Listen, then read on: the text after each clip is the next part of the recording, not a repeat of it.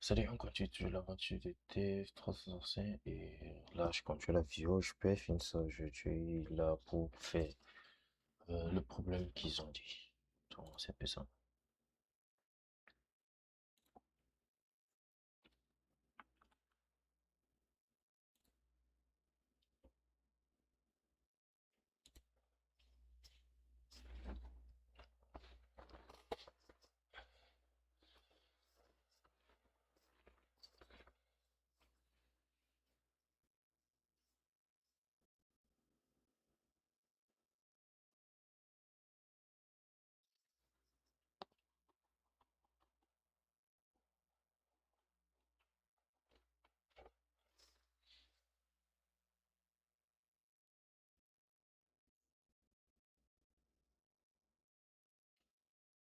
Et aussi un truc que je remarquais quand je fais des recherches, j'ai vu pour chaque week, qu'est-ce qu'ils ont? Ils ont les cours. C'est ça que je trouvais intéressant. Et je sais pas si ça c'est... Mais ce qui est intéressant, c'est qu'ils ont les cours de quasiment tout ce qu'il a dit. Je pourrais dire ça comme ça. Et je pense que ça serait plus aussi intéressant d'avoir les cours en même temps. Mais ça, j'espère qu'aujourd'hui on serait plus dans la pratique. Et aussi, c'est juste question de rappel, parce que là, j'ai reçu un commentaire sur la vidéo récemment. C'était sur la vidéo, bon, c'était juste pour préciser quelques trucs, en fait, parce que, comment je pourrais dire ça? De base, et ça, c'est pas, je fais ça, mais je fais pas cette vidéo de CS50 juste pour montrer les gens ou bien, comment je peux dire ça? Comment le terme m'échappe. En fait, je fais pas ça pour faire, c'est pas une tuto pour montrer aux gens ou quoi que ce soit. Je fais ça juste pour me motiver, pour continuer à CS50 parce que ça fait au moins 2 ans que je fais que commencer, mais je finis pas. Donc, là, je vais m'enregistrer en train de faire ça et de le poster comme ma journée de tel jour. C'est juste ça. Parce que j'ai reçu un commentaire, c'était pas un mauvais commentaire, mais la personne disait, You have to tell me what you learn, and I'm not here to watch the full course, the full lecture. I want you to talk about this lecture. Bon, c'est bien, mais disons, fais ça et aussi l'école, tout ça, je pourrais pas le faire. Ça, c'est un truc qui est sûr. Donc, ici, je me présente, c'est-à-dire, ça, c'est juste pour ma motivation. C'est la raison pour laquelle je fais des vidéos, c'est juste pour me motiver. Si je veux faire des tutos, peut-être au futur, quoi que ce soit, je vais penser à ça. Mais c'est juste, pour répondre à ça, c'est juste, et j'aurai pas le temps de voir tout le coup, et puis maintenant, faire peut-être un résumé de ce que j'ai appris, des trucs comme ça. Donc, ça serait pas tout. Si je veux faire un résumé, ça serait lorsque je sens de faire les vidéos. Comme ça va passer. C'est plus ou moins ça. Parce que, euh,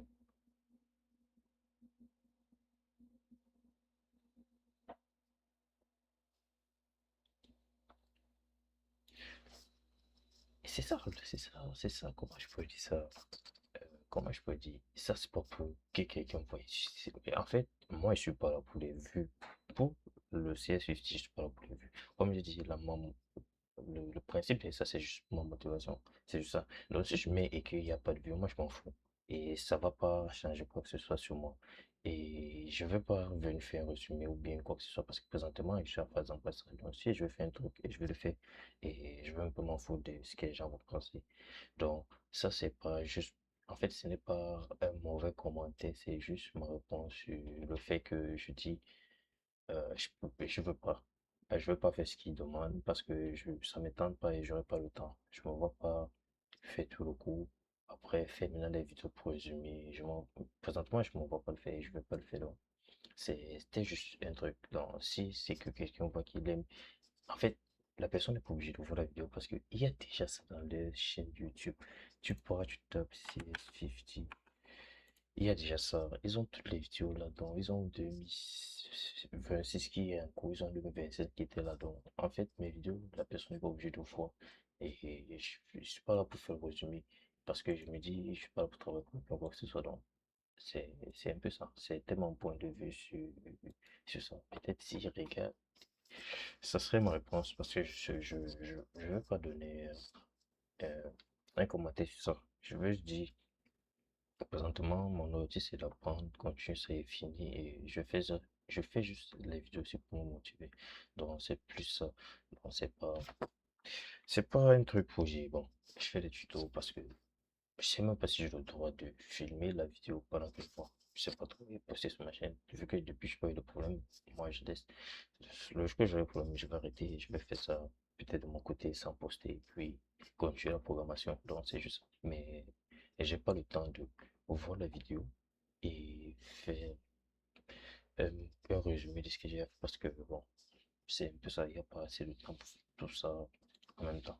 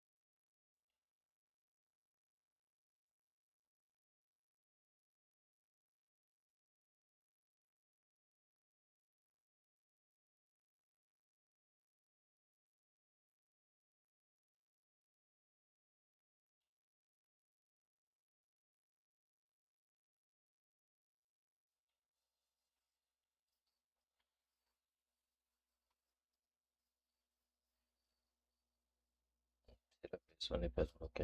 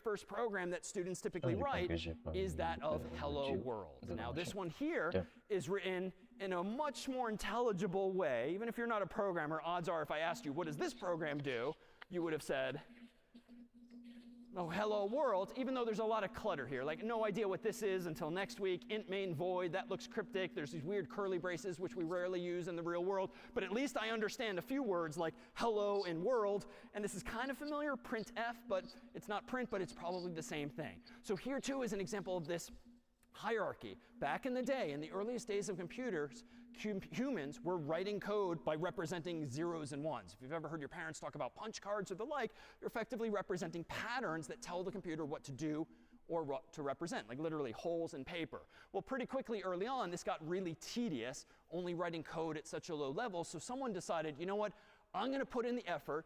I'm going to figure out what patterns of zeros and ones I can put together so as to be able to convert something more user-friendly to those zeros and ones. And as a teaser for next week, that person invented the first compiler.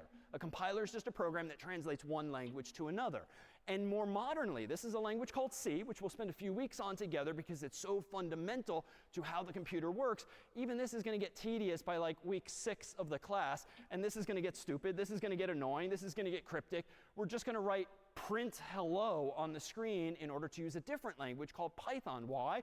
Because someone wrote in C a program that can convert Python, this is a white lie, to C, which can then be converted to zeros and ones, and so forth. So in computing, there's this principle of abstraction, where we start with the basics, and thank God we can all trust that someone else solved these really hard problems way long ago.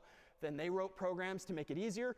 We write programs to make it easier. You can now write code like I did with the chatbot to make things even easier. Why? Because OpenAI and other companies have abstracted away a lot of the lower level implementation details. And that's where I think this stuff gets really exciting. We can stand on the shoulders of others so long as we know how to use and assemble these kinds of building blocks. And speaking of building blocks, let's start here. Now, odds are some of you might have started here in like grade school playing with Scratch, and it's great for like after-school programs, learning how to program. You probably used it, this language, to make games and graphics and just maybe playful art or the like. But in Scratch, which is a graphical programming language designed about 20 years ago from our friends down the road at MIT's Media Lab, it represents pretty much everything we're going to be doing fundamentally over the next several weeks in more modern languages like C and Python, more textual languages, if you will. I bet I could ask the group here, what does this program do when you click a green flag? Well, it says hello world on the screen. Because with Scratch, you have the ability to express yourself with functions and loops and conditionals and all of this, but by using drag and drop puzzle pieces. So what we're about to do is this. We're going to go on my screen to scratch.mit.edu. It's a browser-based programming environment. And we're only going to spend 1 week, or really a few days, in CS50 on this language. But the overarching goal is to, one, make sure everyone's comfortable applying some of these building blocks and actually developing something that's interesting and visual and audio as well, but to also give us some visuals that we can rely on and fall back on when all of those curly braces and parentheses and sort of stupid syntax comes back that's necessary in many languages, but can very quickly become a distraction early on from the interesting and useful ideas. So what we're about to see is this in a browser. This is the Scratch programming environment, and there's a few different parts of this world. This is the blocks palette, so to speak. That is to say, there's a bunch of puzzle pieces or building blocks that represent functions and conditionals and loops and other such constructs. There's going to be the programming area here, where you can actually write your code by dragging and dropping these puzzle pieces. There's a whole world of sprites here. By default, Scratch is a cat by design, but you can make Scratch look like a dog, a bird, a garbage can, or anything else, as we'll soon see. And then this is the world in which Scratch itself lives. So Scratch can go up, down, left, right, and generally be animated within that world. For the curious, kind of like high school geometry class, there's sort of this XY plane here. So 0, 0 would be in the middle. 0, 180 is here. 0, comma, negative 180 is here. Negative 240, 0 is here. And positive 240, 0 is here. Generally, you don't need to worry about the numbers, but they exist so that when you say up or down, you can actually tell the program, go up 1 pixel, or 10 pixels, or 100 pixels, so that you have some definition of what this world actually is.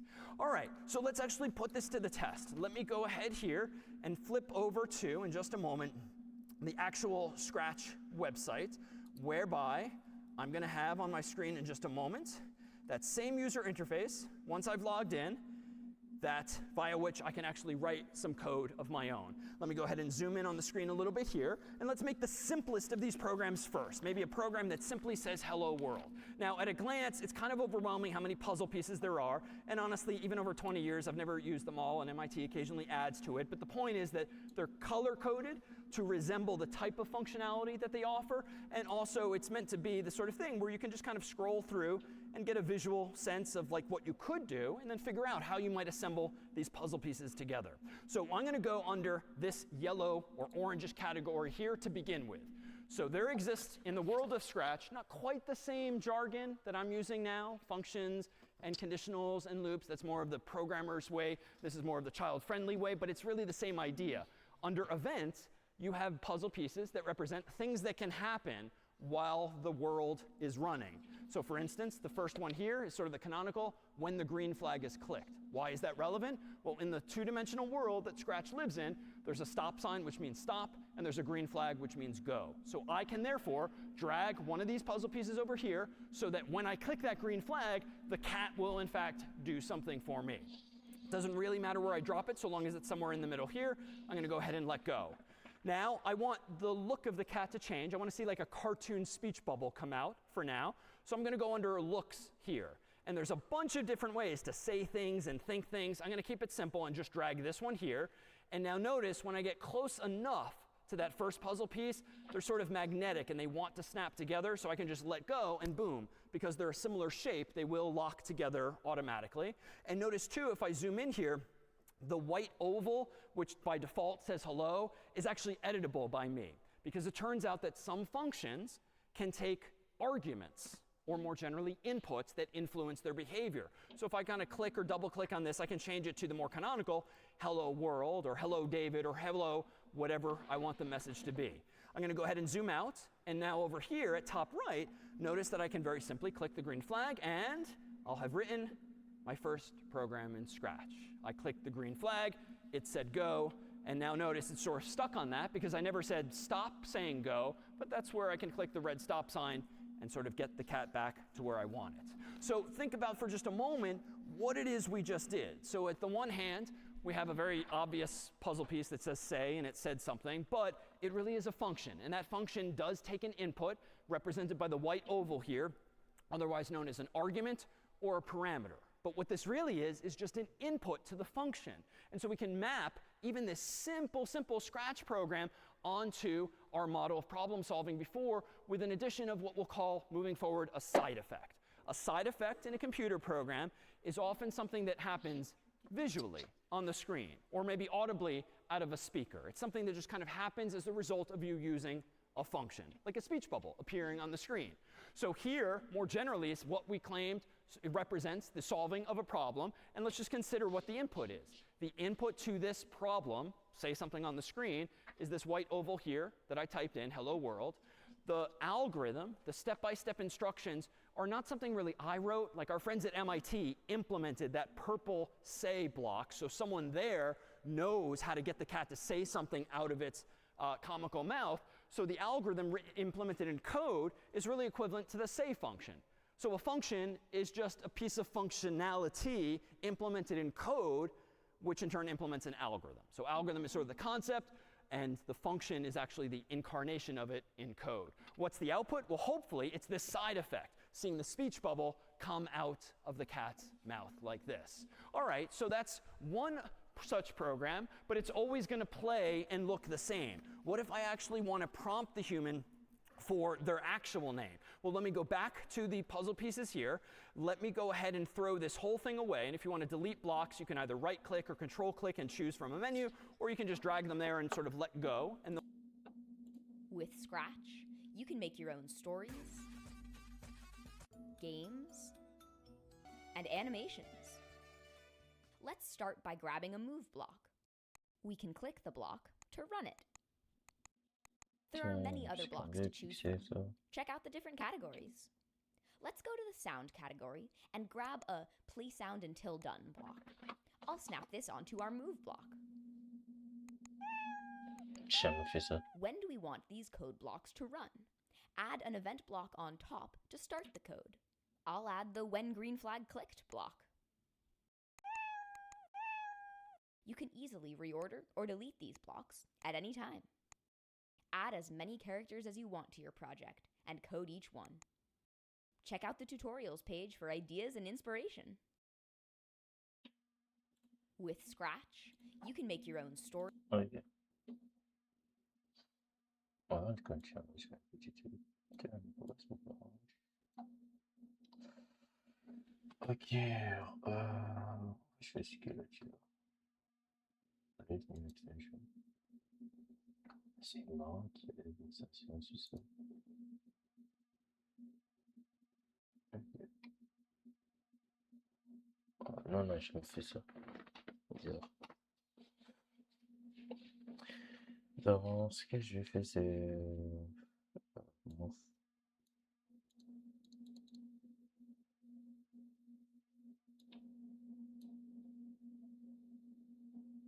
Là, c'est motion, c'est boot. Non, c'est ça.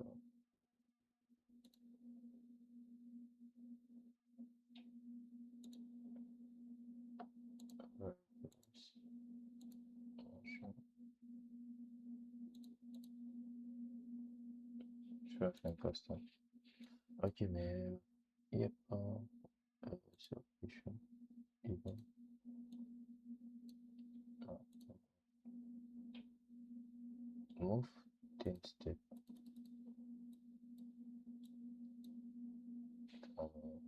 Si je clique.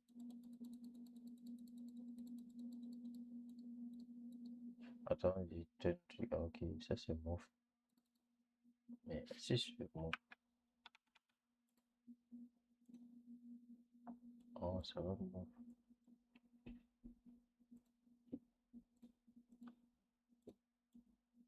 Oh, je fais pas ça.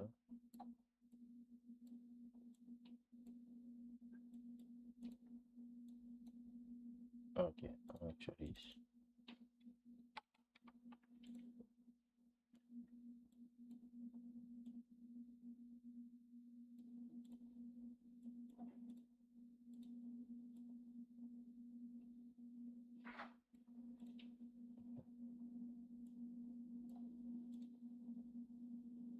Mais l'animation, parce que bon.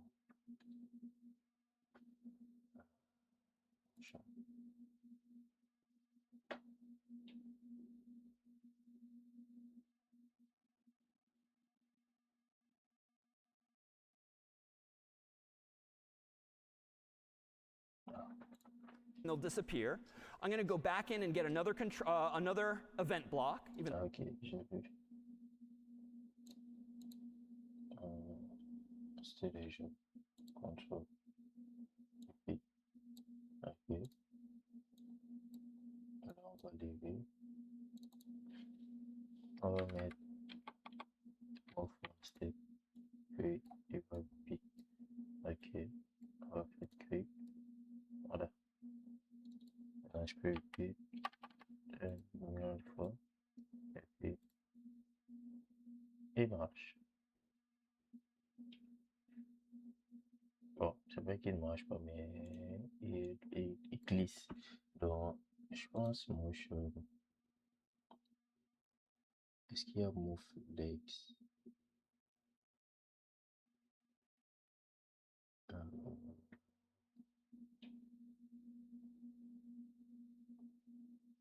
Ouais, je sais pas. On va voir. and I could have reused that same one. I'm going to go ahead and go under sensing now. And if I zoom in over here, you'll see a whole bunch of things. Like I can sense distance and colors. But more pragmatically, I can use this function in blue, ask something, and then wait for the answer. And what's different about this puzzle piece is that it too is yes a function.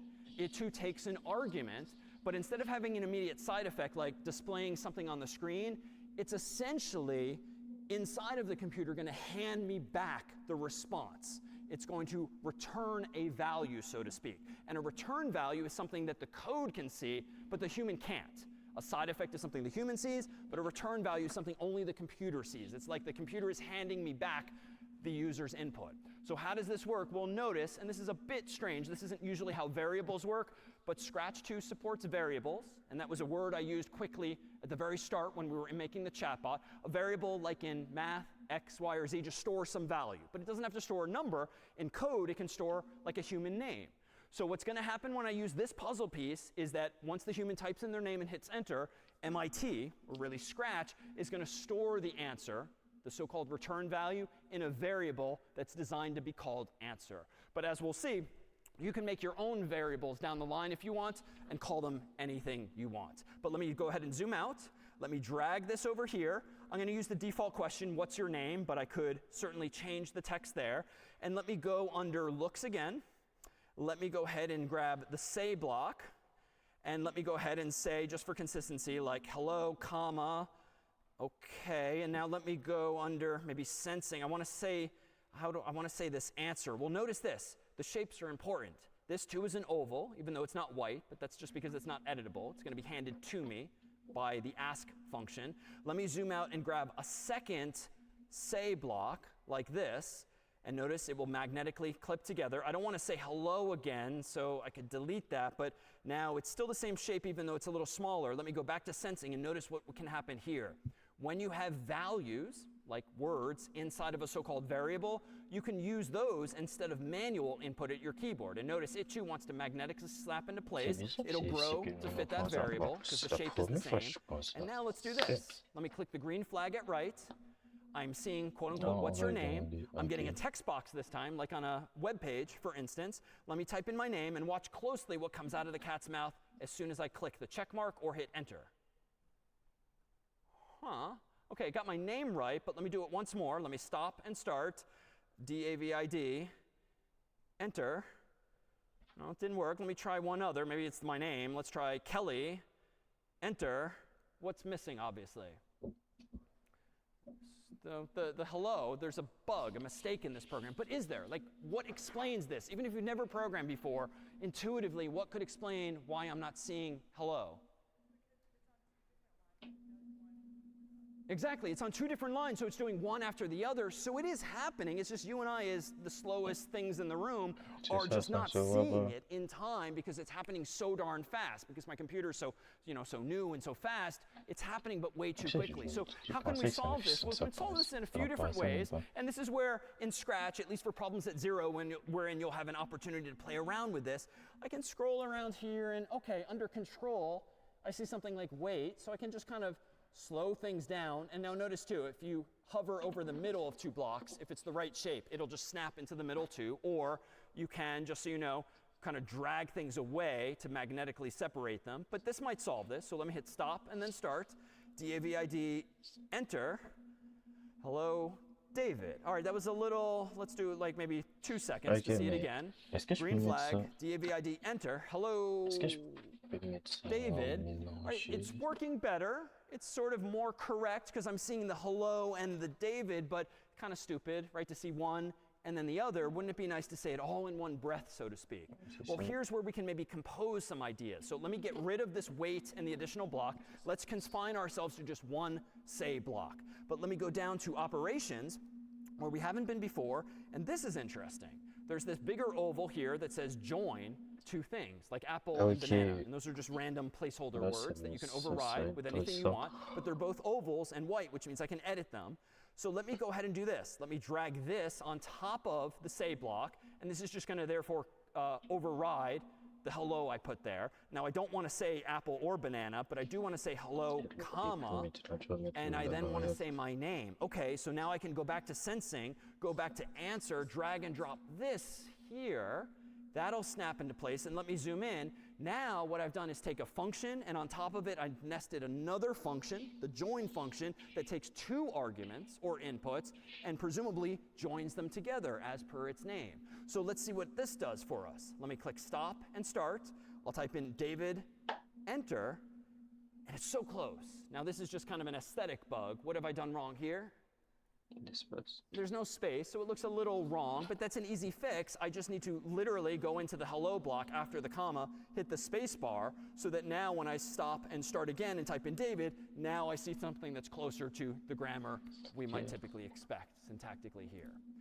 All right, so let's model this after what we just saw earlier. We've now introduced a so-called return value, and this return value is something we can then use in the way we want. It's not happening immediately like the speech bubble. It's clearly being passed to me in some way that I can use to plug in somewhere else, like into that join block. So if we consider the role of these variables playing, let's consider the picture now as follows. If the input now to the first function, the ask block, is what's your name, quote unquote, that's indeed being fed into the ask block, and the result this time is not a speech bubble. It's not some immediate visual side effect.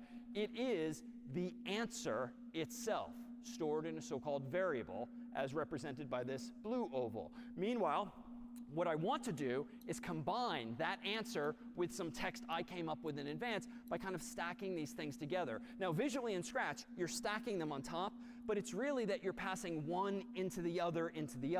Because much like math, when you have the parentheses and you're supposed to do what's inside the parentheses and then work your way out, same idea here. You want to join hello and answer together, and whatever that output is, that then becomes the input to the say block, which like in math is outside of the join block itself. So pictorially, it might now look like this. There's two inputs to this story, hello, comma, space, and the answer variable. The puzzle piece in question is join. Its goal in life had better be to give me the full phrase that I want, hello, comma, David. Let's shift everything over now, because that output is about to become the input to the say block, which itself will now have the so-called side effect.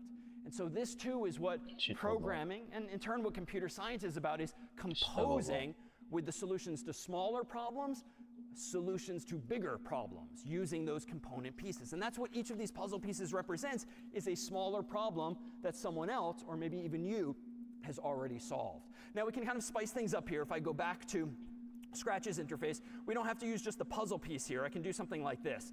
Let me go ahead and drag these apart and get rid of the say block. Down here, just for fun, there's all these extensions that you can add over the internet to your own Scratch environment. And if I go to like text-to-speech down here, I can, for instance, do a speak block instead of a say block, colored here in green. I can now reconnect the join block in here. And if we could raise the volume just a little bit, let me stop the old version, start the new version, type in my name, and hear what Scratch actually sounds like.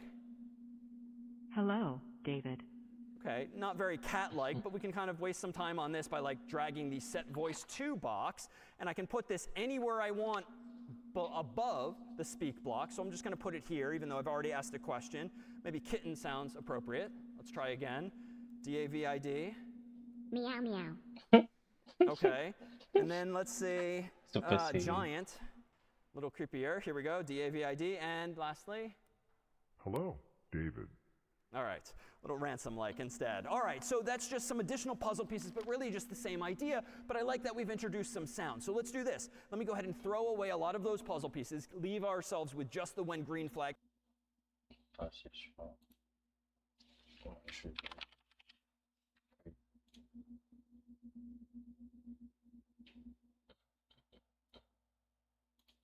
Ok. Bon, intéressant. I clicked and play around with some other building blocks that we've seen already thus far. Let me go ahead, for instance, under sound, and let's make the cow actually meow. So it turns out Scratch, being a cat by default, comes with some sounds by default, like meowing. So if we go ahead and click the green flag after programming this program, let's hear what he sounds like now. Okay, kind of cute. And if you want Scratch to meow twice, you can just play the game again. And a third time. All right, but that's going to get a little tedious, as cute as it is, so I can solve that. Let's just grab 3 of the puzzle pieces and just drag them together and let them connect. And now click the green flag. All right, it gets less cute quickly, but maybe we can slow it down so that the cat doesn't sound so hungry maybe. Let me go under, let's see, under control. Let's grab one of those wait 1 second and maybe plop a couple of these in the middle here. That might help things. And now click the green flag. Okay, still a little hungry, but let's see if we change it to 2, and then I change it to 2 down here in both places. Let's play it again. Okay, cuter, maybe. But now I'm venturing into badly programmed territory. This is correct. If my goal is to get the cat to meow 3 times, pausing in between, 3 times, pausing in between, what is bad about this code, even if you've never programmed before, though? Yeah, in the middle?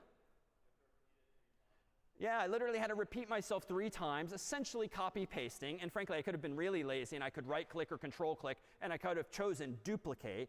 But generally, when you copy-paste code or when you duplicate puzzle pieces, probably doing something wrong. Why?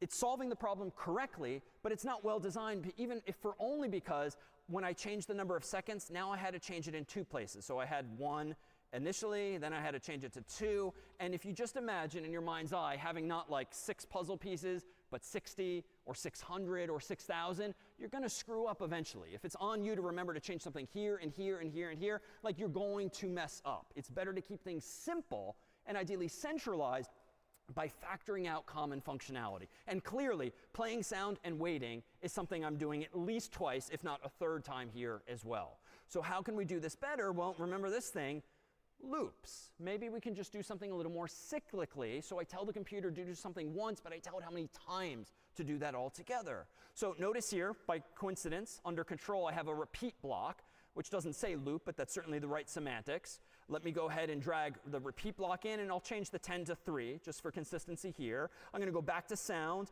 I'm going to go ahead and play sound meow until done, just as before. And just so it's not meowing too fast, under control, I'm going to grab a wait 1 second and keep it inside the loop. And notice that the loop here is sort of hugging these puzzle pieces by growing to fill however many pieces I actually cram in there. So now if I click play, the effect is going to be the same, but it's arguably not only correct, but also well designed, because now if I want to change the weight, change it in one place. If I want to change the total number of times, change it in one place. So I've modularized the code and made it better designed in this case. But now this is silly because even though I want the cat to meow, it feels like any program in which I want this cat to meow, I have to make these same puzzle pieces and connect them together. Wouldn't it be nice to invent the notion of meowing once and then actually have a puzzle piece called meow, so when I want the cat to meow, it will just meow? Well, I can do that too. Let me scroll down to My Blocks here in pink. I'm going to click Make a Block, and I'm going to literally make a new puzzle piece that MIT didn't think of called meow, and I'm going to go ahead and click OK. Now I have, in my code area here, a define block, which literally means define meow as follows. So how am I going to do this? Well, I'm going to propose that meowing just means to play the sound meow until done, and then wait 1 second. And notice now I have nothing inside my actual program, which begins when I click the green flag. But notice at top left, because I made a block called meow, I now have access to one that I can drag and drop. So now I can drag meow into this loop. And per my comment about abstracting the lower level implementation details away, I'm going to sort of unnecessarily, dramatically just move that out of the way. It still exists. I didn't delete it. But now out of sight, out of mind. Now, if you agree with me that meow means for the cat to make a sound, we've abstracted away what it means mechanically for the cat to say that sound.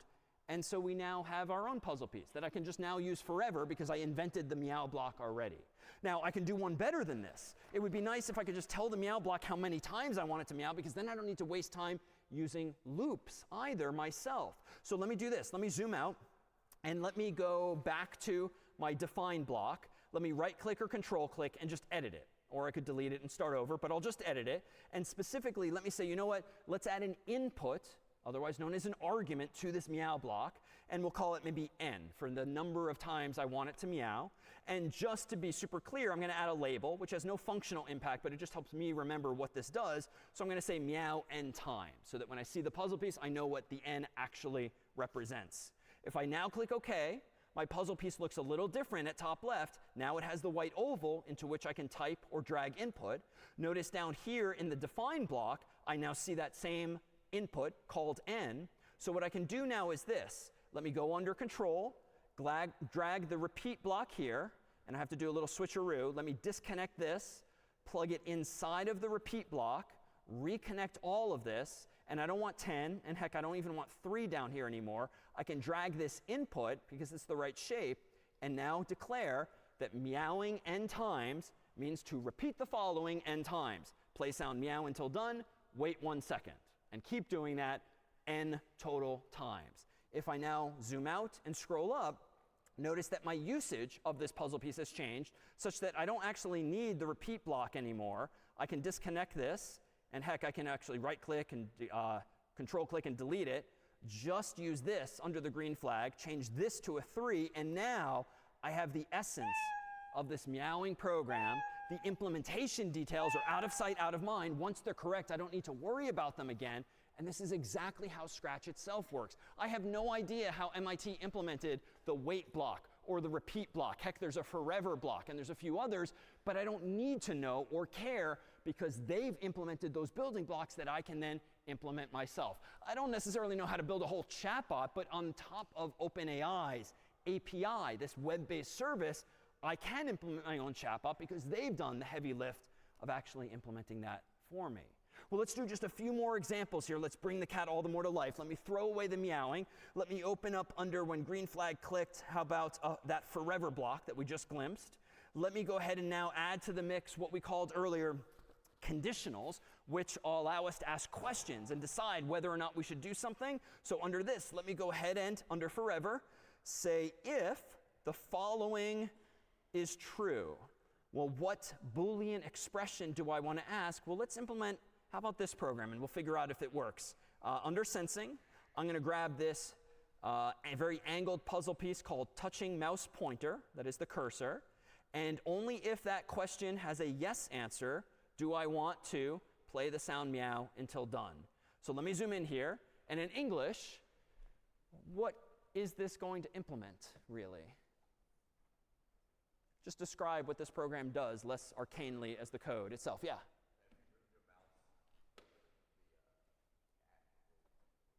Yeah, if you move the mouse over the cat, it will make noise. So it's kind of like implementing petting a cat, if you will. So let me zoom out, click the green flag, and notice nothing's happening yet. But notice my puzzle pieces are highlighted in yellow because it is, in fact, still running because it's doing something forever. And it's constantly checking if I'm touching the mouse pointer. And if so, it's like I just pet the cat. Now it stopped until I move the cursor again. Now it stopped. If I leave it there, it's going to keep meowing because it's going to be stuck in this loop forever. But it's correct insofar as I'm petting the cat. Let me do this, though. Let me make a mistake this time. Let me forget about the forever and just do this. And you might think this is correct. Let me click the green flag. Now let me pet the cat. And like, nothing's actually working here. Why, though, logically? Yeah. Yeah, the program's so darn fast, it already ran through the sequence, and at the moment in time when I clicked the green flag, no, I was not touching the mouse pointer, and so it was too late by the time I actually moved the cursor there. But by using the forever block, which I did correctly the first time, this ensures that Scratch is constantly checking the answer to that question. So if and when I do pet the cat, it will actually detect as much. All right, how about a few final examples before you're on your way building some of your own first programs with these building blocks. Let me go ahead and open up a program that I wrote in advance, in fact, about 20 years ago, whereby, let me pull this up, whereby we have in this example a program I wrote called Oscar Time. And this was the result of our first assignment in this class, whereby when MIT was implementing Scratch for the very first time, we needed to implement our very own Scratch program as well. I'm going to go ahead and full screen it here. The goal is to drag as much falling trash as you can to Oscar's trash can before his song ends, for which one volunteer would be handy here. OK, I saw your hand go up quickly. In blue, yeah, come on up. All right, so you're playing for a stress ball here, if we will. At some point, I'm going to talk over what you're actually playing just so that we can point out what it is we're trying to glean from this program. And I'll stipulate this probably took me like 8, 12 hours. And as you'll soon see, the song starts to drive you nuts after a while because I was trying to synchronize everything in the game to a childhood song with which you might be familiar. Let me go ahead and say hello if you'd like to introduce yourself. Oh, hello. So I'm Han, and I'm a first-year student. I'm pretty excited for this class. All right, welcome. Well, here is Oscar Time. If you want to go ahead and take control of the keyboard, all you'll need to do is drag and drop trash that falls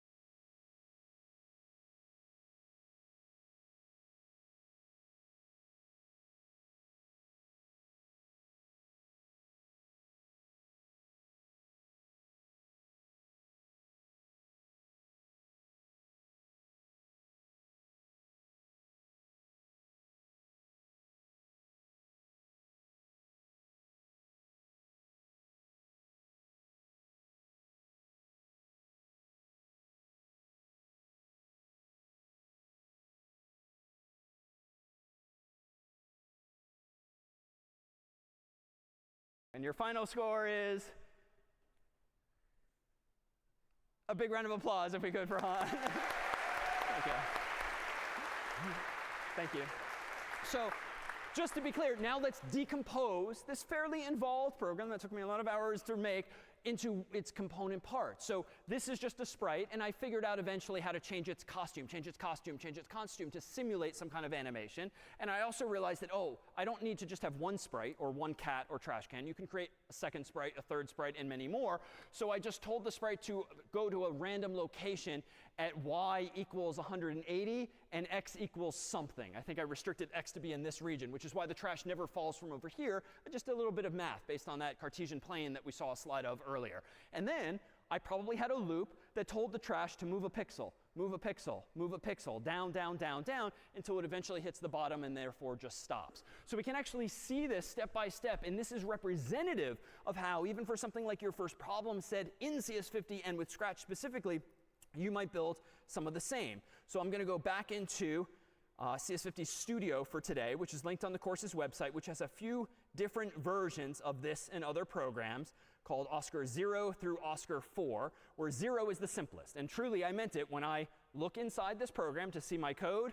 Like, this was it. There was no code because all I did was put the sprite on the screen and change it from a cat to a trash can, and I added a costume for the stage, so to speak, so that the lamppost would be fixated there. If I then go to the next version of code, version 1, so to speak, then I had code that did this. Now notice there's a few things going on here. At bottom left, you'll see, of course, the trash can, and then at top right, the trash. Here are the corresponding sprites down here. So when Oscar is clicked on here, the trash can, you see the code I wrote, the puzzle pieces I dragged for Oscar. And in a moment, when we click on trash, you'll see the code I wrote, or the puzzle pieces I wrote, dragged and dropped for the trash piece specifically. So what does Oscar do? Well, I first switch his costume to Oscar 1, which I assume is this, the closed trash can. Then forever, Oscar does the following. If Oscar's touching the mouse pointer, then change the costume to Oscar 2. Otherwise, that is, if not touching the mouse pointer, change the costume to Oscar 1. Well, what's the implication? Anytime I move the cursor over the trash can, the lid just pops up, which was exactly the animation I wanted to achieve. Meanwhile, if we do this and click the green flag, you can see that in action even for this simple version.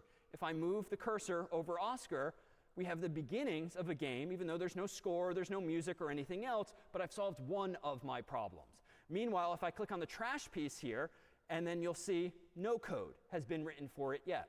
So we move on to Oscar version 2 and see inside it. In Oscar version 2, when I click on trash, now there's some juicy stuff happening here. And in fact, this trash sprite has 2 programs or scripts associated with it, and that's fine. Each of them starts with when green flag clicked, which means the piece of trash will do 2 things at once, essentially in parallel. The first thing it will do is we'll set drag mode to draggable, and that's just a Scratch thing that lets you actually move the sprites by clicking on them, making them draggable. Then it goes to a random X location between 0 and 240. So yeah, that must be what I did, from the middle all the way to the right. And I set Y always to 180, which is why the trash always comes from the sky, from the very top. Then I said forever, change your Y by -1.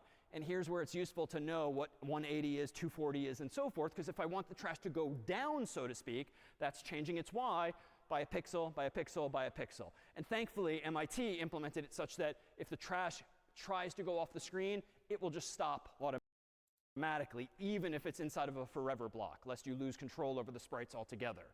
But in parallel, what's happening is this. Also, when the green flag is clicked, the trash piece is doing this too. Forever, if touching Oscar, what's it doing in blue here?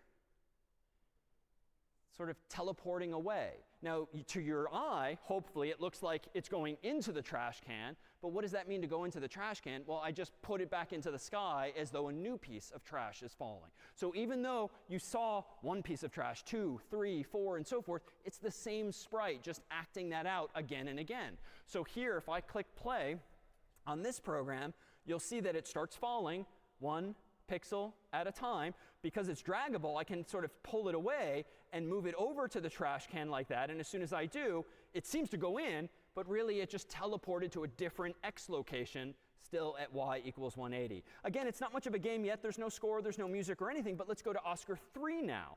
And in Oscar 3, if we scroll over to the trash, even more is happening here insofar as I realized, you know what, there was kind of an inefficiency before.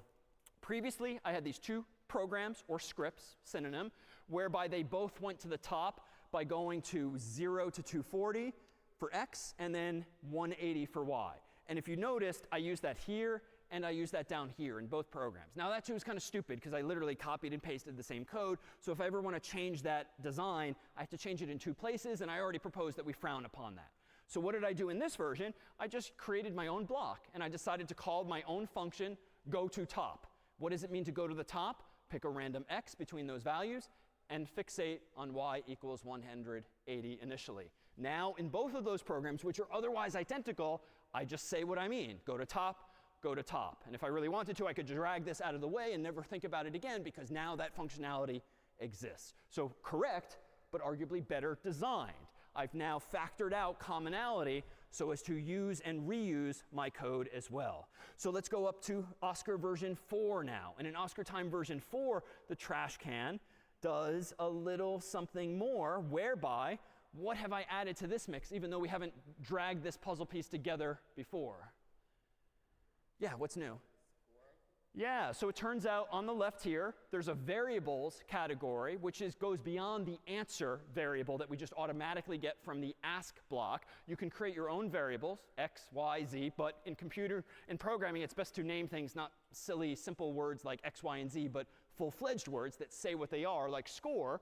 So I'm setting a score variable to 0, and then anytime the trash is touching Oscar before it teleports away to the top, I change the score by 1. That is, increment the score by 1. And what Scratch does automatically for me is it puts a little billboard up here showing me the current score. So if I now play this game once more, the score is going to start at 0. But if I drag this trash over here and even let it fall in, as soon as it touches, the score goes to 1. And now if I click and drag again, the score is going to, as soon as it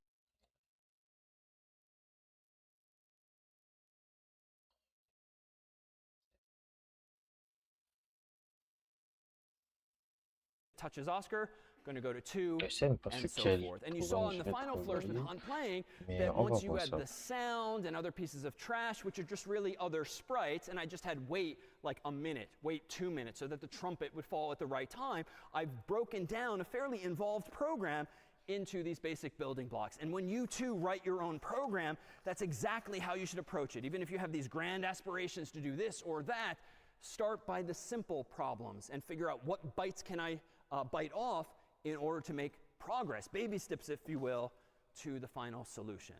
Well, let's look at one other set of examples before we have one final volunteer to come up. And as you'll soon see, it's tradition in CS50 to end the first class with cake. So in a moment, cake will be served out in the transept. And please feel free to come up and say hi and ask questions if you'd like to. Let me go ahead and open up, though, a series of building blocks here via which we can make so-called Ivy's hardest game, which is one implemented by one of your predecessors, a former classmate from CS50. So here we have a whole bunch of puzzle pieces written by your classmates, but, and let me go ahead and zoom in on this screen, you'll see that this Harvard crest is my sprite, so it's not a cat, it's not a trash can, it's a Harvard crest, and it exists in a very simple two-dimensional world with two walls next to it. If I click on the green flag, notice that with my hands here, I can go up, I can go down, I can go left, and I can go right, but if I try going too far right, I get stuck on the wall. If I go too far left, I get stuck on the wall. Well, it's sort of the beginning of any animation or game, but how do I do this? Well, let me go up here and propose that the first thing the Harvard sprite is doing is it's going to the middle, 0, 0, and it's then forever listening for the keyboard and feeling for walls. Now, those are functions I implemented myself to kind of describe what I wanted the program to do. And let's do the shorter one first. What does it mean to feel for the walls? Just to ask the question, if you're touching the left wall, change your x by 1. If you're touching the right wall, change your x by -1. Why have I defined touching walls in this weirdly mathematical way? Yeah. Sure, yeah.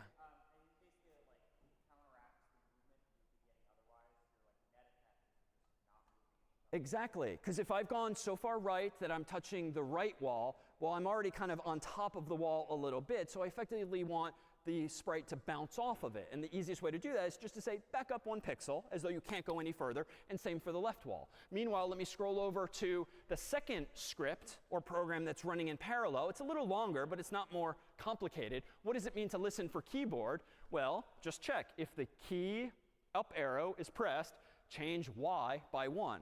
Ergo, go up. Else, if the key down arrow is pressed, then change y by -1. Key right arrow is pressed, change x by 1, and so forth. So again, this is where the math and the numbers are useful, because it gives you a world in which to live, up, down, left, right, deconstructed into some simple arithmetic values. All right, so the net result is that we have a crest living in this world. Well, let's add a bit of competition here. And in the second version of this game, let me go ahead and full screen it again, click play, and now we'll see sort of an enemy bouncing back and forth autonomously. So there's no one playing except me. I'm controlling Harvard. Yale is bouncing on its own. And nothing bad's going to happen if it hits me, but it does seem to be autonomous. So how is this working? Well, if it's doing this forever, there's probably a forever loop involved. So let's see inside here. Let's click not on Harvard, but on the Yale sprite. And sure enough, if we focus on this for a moment, we'll see that the first thing Yale does is go to 0, 0. It points in direction 90 degrees, which just gives you a sense of whether you're facing left or right or wherever. And then it forever does the following. If it's touching the left wall or touching the right wall, I was a little clever this time, if I may. I just kind of turn around 180 degrees, which effectively bounces me back in the opposite direction. Otherwise, I go ahead and no matter what, just move 1 step. And this is why Yale is always moving back and forth. So a quick question. If I wanted to speed up Yale and make this beginning of a game harder, what would I do? Yeah. Yeah, so let's have it move like 10 steps at a time. Right? This looks like a much harder game, if you will, like level 10 now, because it's just moving so much faster. All right, well, let's try a third version of this that adds another ingredient.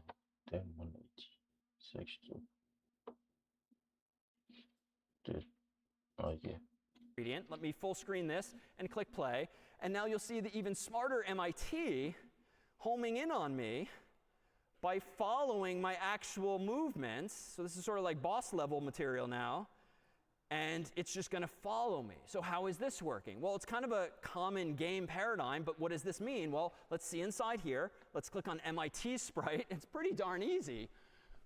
Go to some random position, just to make it a little interesting, lest MIT always start in the center, and then forever point towards the Harvard logo outline, which is the name the former student gave to the costume that the sprite is wearing that looks like a Harvard crest, and then move 1 step. So a corollary of the previous question, how do we make the game harder and MIT even faster? Well, we can change this to be like 10 steps, and now you'll see MIT is a little twitchy because this is kind of a visual bug. Let me make it full screen. Why is this visual glitch happening? It's literally doing what I told it to do. It just looks stupid. Yeah. Say it again?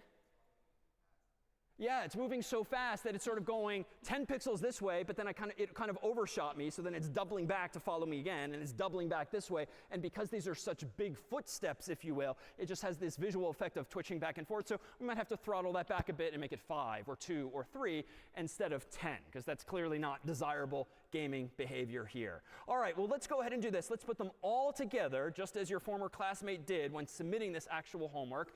The game will conclude, hopefully, in an amazing climax where you've won the game. So we need someone, ideally, with really good hand-eye coordination to play this final game here. Yeah? Your hand went up first, I think? OK, come on up. Big round of applause, because this is a lot of pressure to end.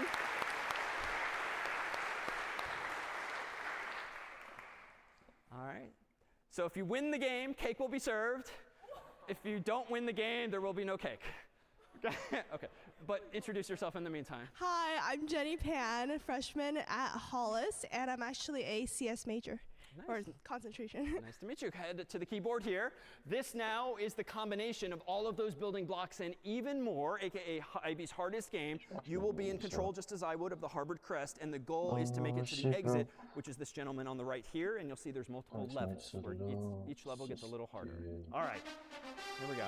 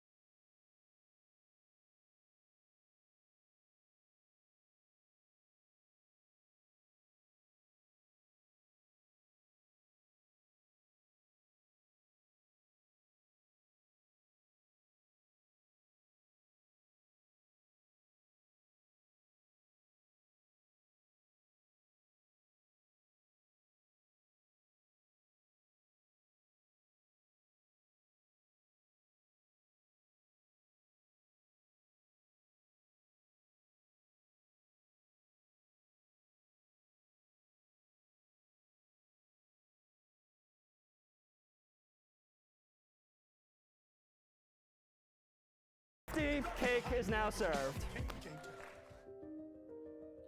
Ah, j'étais chiant.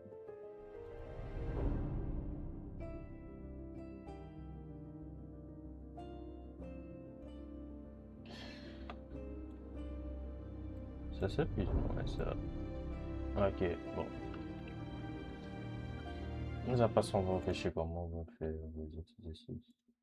Bon, bon, je sais pas sur quel problème je vais travailler. Mais ça va. Non, c'est juste ça. Après, ça sera pas plus trop long. Je s'arrêter là aujourd'hui. Et je sais pas si demain, parce que j'ai pas encore j'ai pas encore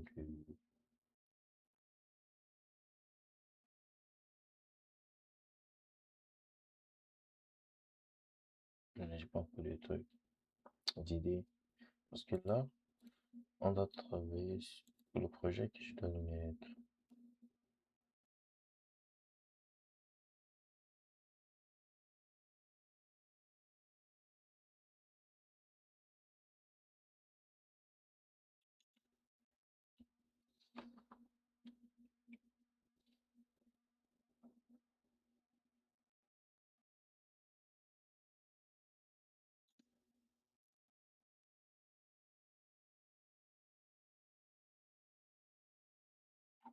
Bizarre, pourquoi ça me demande? Ouais, c'est pas trop.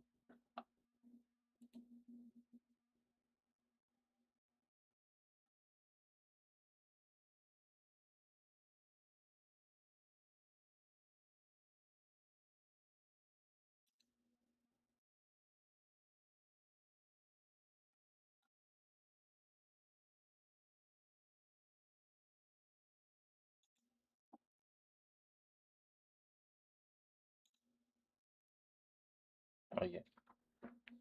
C'est ce que là, il demande des informations un peu personnelles. Non, je peux pas afficher ça comme ça. Ça, c'est plus ou moins ça. Et là, je vais aller devant mon GitHub. Juste.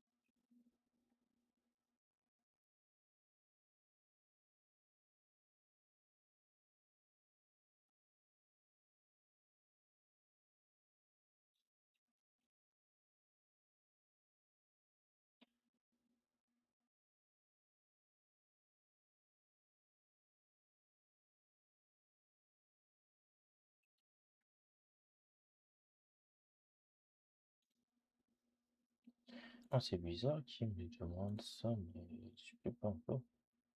Ah, je peux pas refaire le programme. Ah, je peux pas refaire le programme, mais parce qu'ici, ils disent des... Attends, source, code, index, details, subtitle, video, play, implicate, YouTube.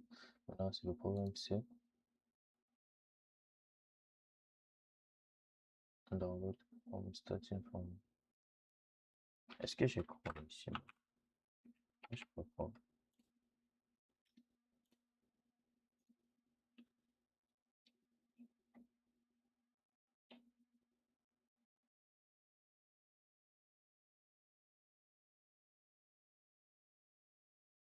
Oh, how to submit. Ah, c'était comment submit? Ah, c'est vrai.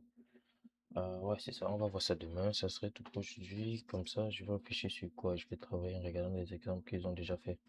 Au pire, je sais pas quand je vais le faire, mais on va juste le faire. Parce qu'avant de continuer, le but c'est qu'avant de partir avec One, on doit submit le projet. Comme ça, on avance pas à pas. Ça serait plus bien comme ça. Donc, C'est pas forcément pour dire que demain je vais faire toujours CS50, peut-être je vais faire un autre truc, je sais pas.